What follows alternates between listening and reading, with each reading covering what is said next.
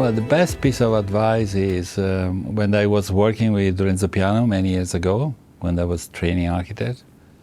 And what I learned is don't be scared about your idea. So you need to, follow and also help the others to believe, but always believe in what you're doing. And I think this for me was a really great lesson. So you really can do what you want. And I think people are also looking for architects, which is inventing something new. They maybe say to you, not possible to do it, no? And that is the first sign that you realize it's good to go on and do it, And this kind of advice helped me after many years, to be more confident on my work and say, you need to follow your idea and try to keep people on the track. And that for me was the best lesson I get from my maestro. My best reference there are two. One is our history, because I always feeling I'm not the first architect in the planet. There was many people behind us. And there's many experience which I find extraordinary, which is sometimes I can't imagine. So I'm looking in the past, not in a nostalgic way, but with curiosity, how people dealing with these things in the so difficult time with no technology and with the climate relationship. And the other thing is the landscape. The landscape is amazing, inspiring for make buildings, because the complexity of many different places, showing that in the end, make building is much easier than the complex ecosystem where we have around, So and the way there are mountains and forests and trees, and the way that the land is designed by nature is inspiring to make the origin of buildings. I went to see this tree, this kauri trees, and I was shocked. For me, it was like looking the Pantheon, looking the Colosseum, or looking the Parthenon in Greece. This strongness of this nature is really make you feel very small, but at the same time full of opportunities. Architects have become more and more important in the planet because the challenger of build so many buildings for so many peoples. The impact of buildings will be dramatic in the next 30, 40 years. So I think architects, they need to have a new role in the society, and politics, they need to listen to architects, because architects are the only person as a professional, they have a vision of the future, because we design building, but we build many years later. Sometimes you do master plan, and then maybe they'll be finished 10 years later. And I think it is one of the professionals that have a capacity to have a vision. I don't say next 200 years. I'm not so arrogant. But what's going to happen in the next future about cities and how we can live better in our city, how we can make better building, I think architects have a very important role in the future. This young generation are going to facing a lot of problems. And so we need that generation be creative, but we need to help this generation facing that problem. I think the education in general, I don't say here, I say everywhere, is very late on the environmental and sustainability in building. It's very late because there was no time for change generation of teachers. There's still old people teaching new things, but that's not enough. So I think what my hope is the young people are very aware about ecology. They more aware about what will be the future for them, and then creating a demand, a curiosity to find solutions and find the knowledge. So I think the future is really clear. We need to help at the moment the young generation to facing that problem, to see what is the agenda. I think it's important they know what is the agenda, what will be the problem. We can help a little bit with our knowledge, but also we're looking for their vision of the future. So that's the point. We need to talk with the young generation to see how they can see the future. They're young. They have the kick to make the change. That's really what we need to do, to leave them to take over the place and find new solutions.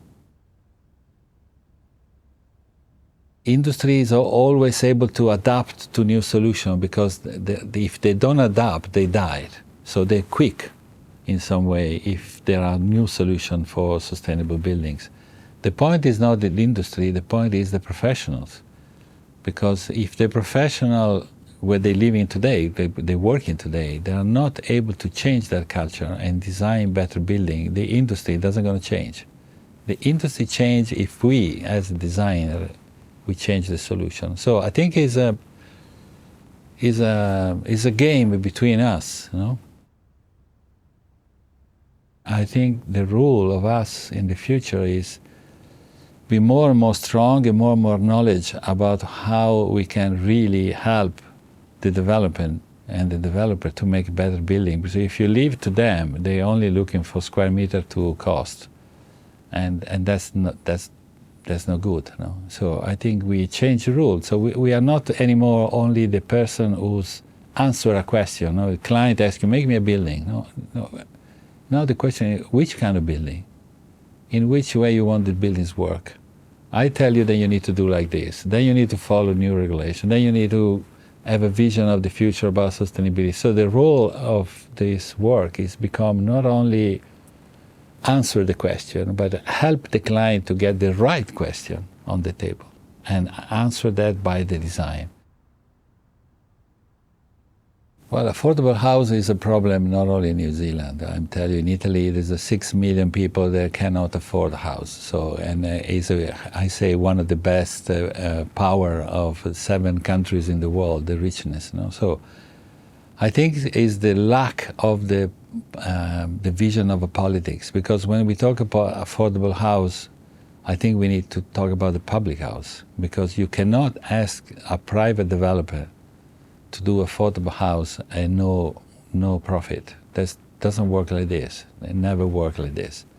So I think it's the rule of a politics to implementing policy for make affordable house, and architect to answer that question. It's not about make a strange building or extravaganza. I think for people it's important to have a house. Sometimes it's simple, you know, it's a simple structures with the right element, then give the people the freedom to have a house. You can provide a service in hospitals, you provide pension, but you need to provide a house as the first step, because if people have work, the people have a house, they really reach a good level of life, and that's something that is missing in many countries. But this is the rule of politics. If you don't have a strong politics, it doesn't go on. In Italy is a problem because there's not any more public house. All private. You cannot asking a private developer to build a cheap house with no profit. It doesn't work like this. And in many countries, was if you build 100 apartments as a private company, you need to leave 20 for affordable house. So it's a balance, you know, between the public and the private. So, and that's working very well. So in Italy, it was working in 1960, 1980.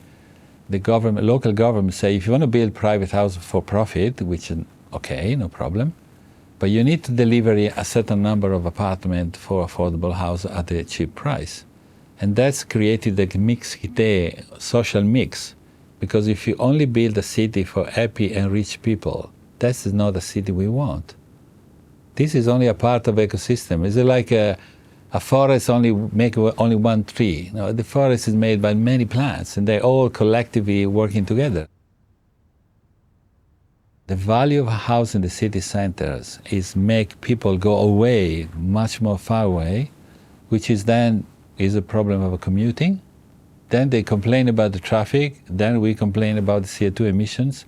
But the major problem is that you're not making any policy for housing mixité in the city center. The challenge of sustainability is in the end of the politics, because if they don't make rules and regulation, the professional, then it's not a volunteer action, it's a government action. It's one of the most interesting professions, because if I tell to somebody this, I would say, we working in a context of immateriality, you say that? The thought, no, there's no material, is thinking, no? And we try to transform this thinking, which is not materic, in a materic. So you need to bring your dream, which is in the air, and then transform it into buildings, you know? And this process is the most beautiful and difficult part of the work. How we can make dream real. That's what I'm doing. I suggest to young people, before to start your practice, go to work with the great architects and install the work to them, the knowledge, and bring with you, because it's not easy to do alone. If I was 20 years today, maybe I will be an activist, ecologist activist. That's the only thing I would like to do it.